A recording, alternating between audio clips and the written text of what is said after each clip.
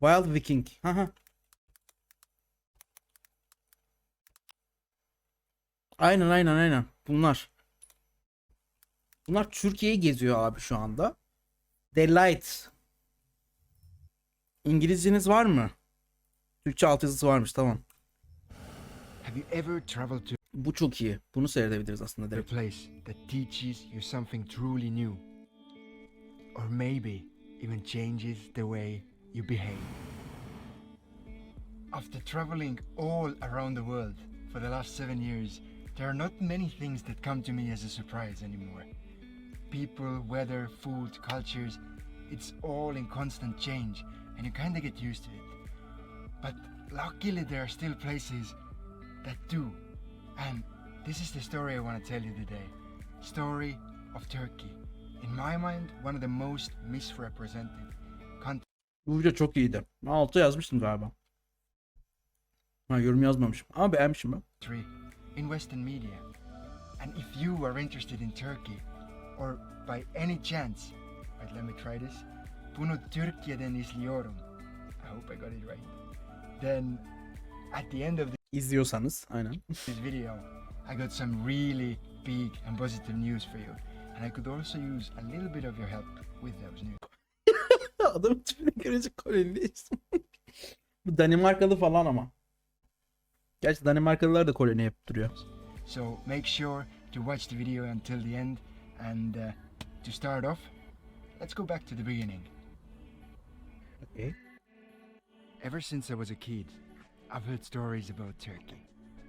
It's quite Ha, Estonyalıymış bu arkadaş, pardon. a common travel destination for Estonians.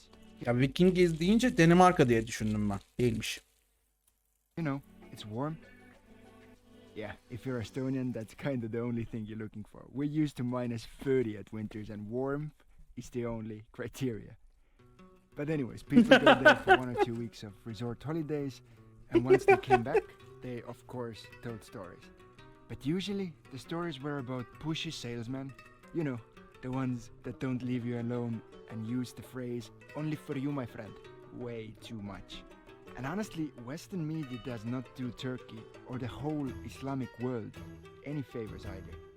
Only bad news are shown, and it feels like the second biggest religion in the world is shown. And it feels Bu niye Arap? Bu bildiğin Arap lan, tipe bak. like the second Arap bir insanın yapması çok hiç şaşırtmaz yani beni. biggest religion in the world is at times portrayed as a terrorist organization.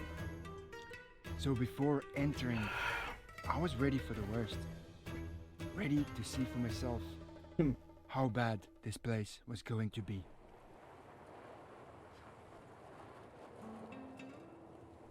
Selefi. Oh, but the Turkish people, they were 2 steps ahead of me.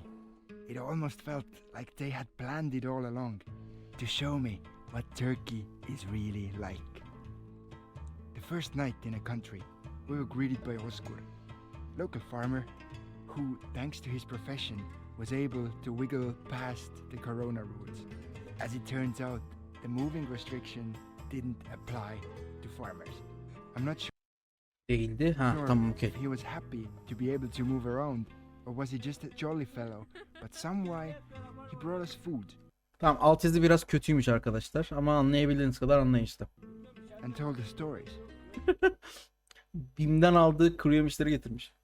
But more than that, already on the Aa, kahve first yapıyor. night in a country, he was able to prove 2 of our stereotypes wrong. Oh mis. First was about women's dress code. Oscar laughed at us when we thought that women have to cover themselves.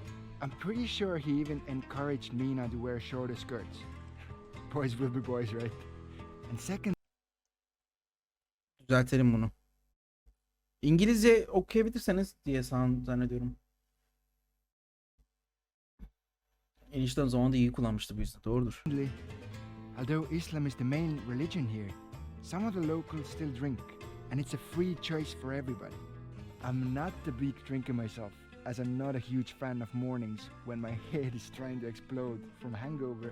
Still, it was huge news for us, because already on the first night, 2 of our stereotypes were broken, and I Ya evet, bu çok sıkıntı. Yani biz işte şeyiz, Araplaşmış bir ülkeyiz kafasındalar.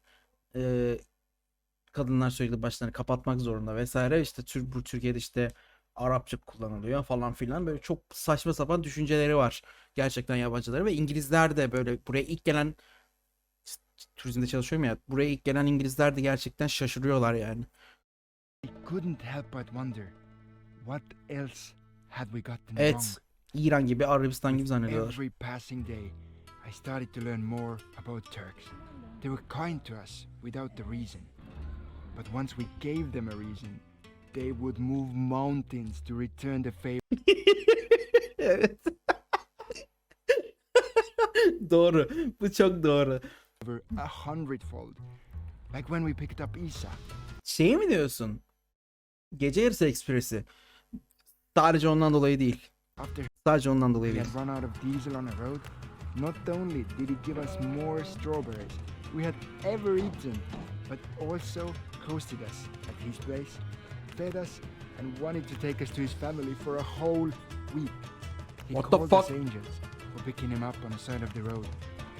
But honestly, if any of us is an angel, I'm pretty Yani misafir etmiş herhalde. sure it's him. And as a fun fact, Anti-Türkizm, ha onu diyorsun, in evet. Turkish, Isa means Jesus. Evet, evet, evet. Fun Adamın ismi İsa'ymış. Bundan bahsediyorum.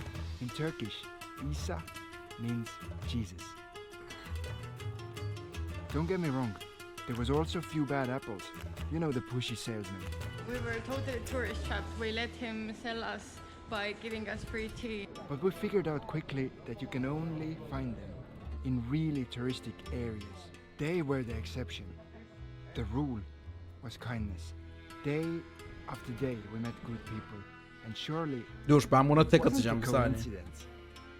As it turns out, the reason is hidden in their beliefs. Islam, the same religion I'd been told to be radical and cruel, turned out to be a faith of love and compassion. Sounds familiar, right? The news and horrors we read in our media are done by a small group of terrorists. It's almost like telling stories about Christianity based on only the people who are currently in jail. And we do not do that. We felt kindness all around us. Interestingly, there's a saying in Turkey that you are as good person Adam as when you Karadeniz'e take gitmiş care ya. Karadeniz. Yani AK Partili falan şunların hepsi. of your guests. And boy, we were treated well. Baksana. I must have gained like 5 kilos simply because I did not want to be rude and say no to the food that we were offered from their kindness. Daha zaten. And just like this, our inner source of kindness was filling up. If you compare it to a pot, then it was so full that it Peki nasıl iletişim kuruyor acaba? İskender Karadeniz almayarak dehasını göstermiş. Random böyle espri atıyor, meme atıyor. Random Umut. Random öyle. Onur, bunlar hayatını İslam'la bağımlı mı yaşıyorlar ama? Her İslam olan yerde İslam'a bağlı zannediyorlar. Yo ama ne bileyim. started to boil over. We started to look for ways to give back and share our own kindness. We cleaned beaches, Aha. picked up hitchhikers, and even learned a little bit of Turkish to spark joy in locals when they see a tall, blonde, Viking-looking guy trying to speak the language. Çok güzel. Çok güzel, çok güzel. Teşekkürler. Memleket. Türkçe seviyorum. Memleket. That was my favorite. It always made everybody smile. As a traveler, I think that one of the best things that can happen while on the road is to be proven positively wrong about something you thought you knew. And Turks did this to me. They proved to me that kindness does not have to have a reason. That a stranger is just a friend you have not met yet. And that Islam is one of the kindest and most welcoming religions I've ever encountered. Bak, çok İslam zannediyor her şeyi. Yapmamız lazım aslında da.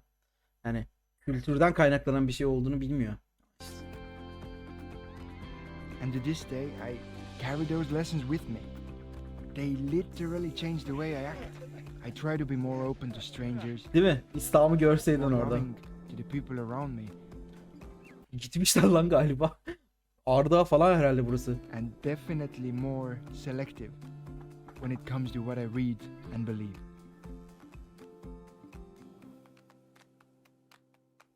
Oğlum sen bu parayı nereden buldun lan? We've made it. As I promised in the beginning of this video, there's some pretty big news for you guys. And Ağrı oran. İşte Ağrı abi. Ağrı'da da İslam'ı görebilirsin yani. Güzel. Partial Night hala burada mı? Gireceğim çünkü şeye. VOD4'e. Hazırsanız.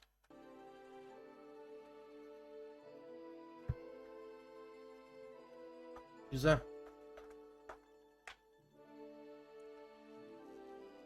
Türkiye 100 il olacak diyorlardı. O ne oldu? Yalan oldu. 100 il olmaz.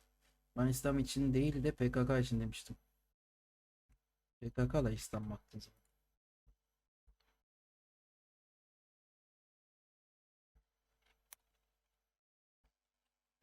Dur ya. Ne oynayacağız?